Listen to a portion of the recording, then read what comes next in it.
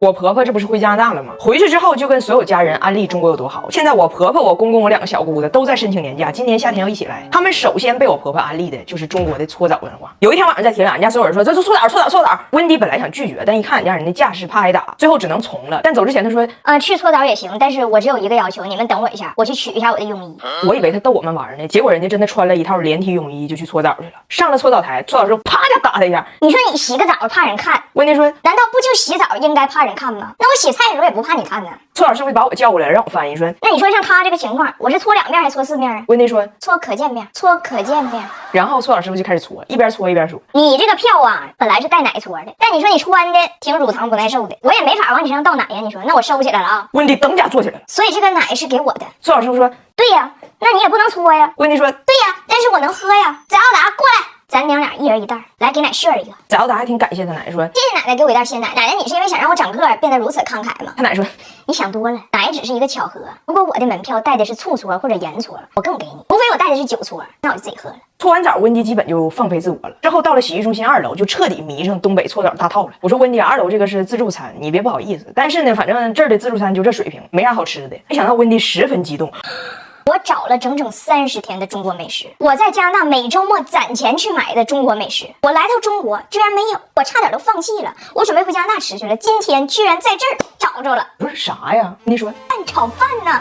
我以为你们中国人1天3餐都吃炒饭，难道不是这样的？说自从1979年的春天就不是这样的了，就不是这样的。温迪非常懊悔呀。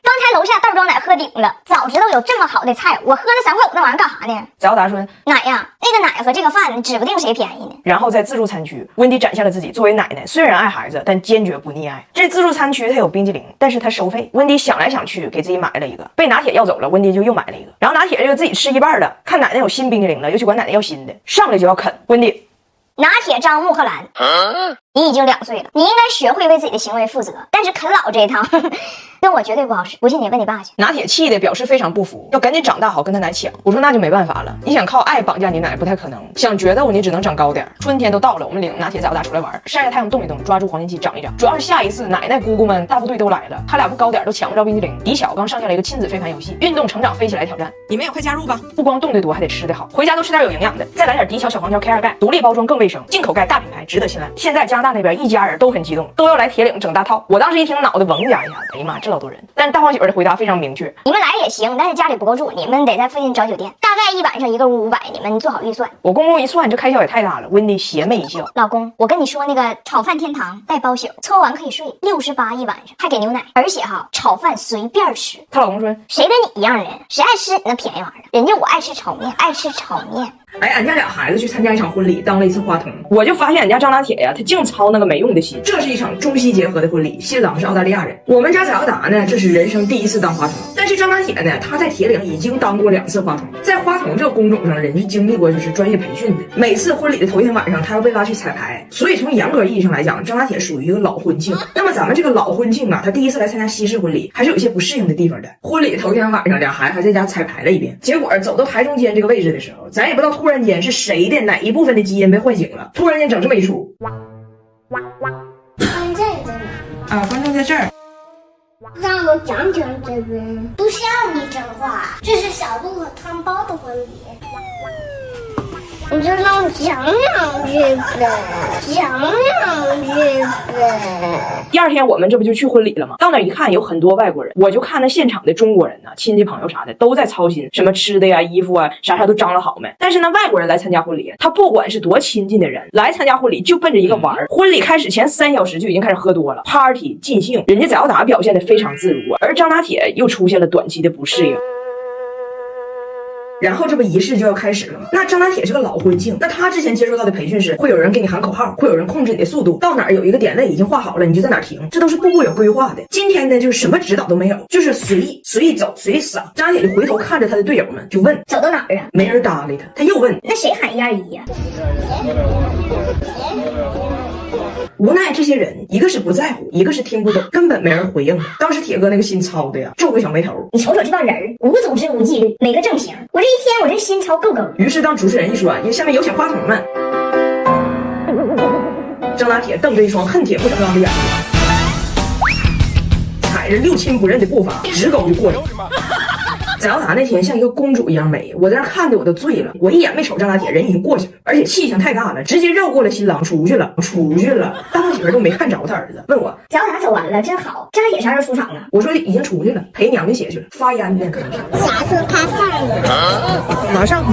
这天折腾起来比我们自己结婚都累。带我们安全回家的是24款理想 L7，家庭5座旗舰 SUV， 适合我们家庭出游。后排皇后座是我的最爱，SPA 级10点按摩，特别解压。再让理想同学帮我们放点孩子们爱听的音乐，旅途就是一种享受。回到家我就特别想逗一下俩孩子。我跟翟瑶达说，我说你看你说你那么美又那么专业，那爸爸妈妈结婚时候你咋不来呢？那别人的婚礼你都能去呢，你妈和你爸的婚礼你居然都不来，为什么呢？那你告诉我为什么？我不知道为什么，但是 I'm sorry。张姐过来。你为什么不来妈妈的婚礼呢？婚礼是只有去的呀，我去过。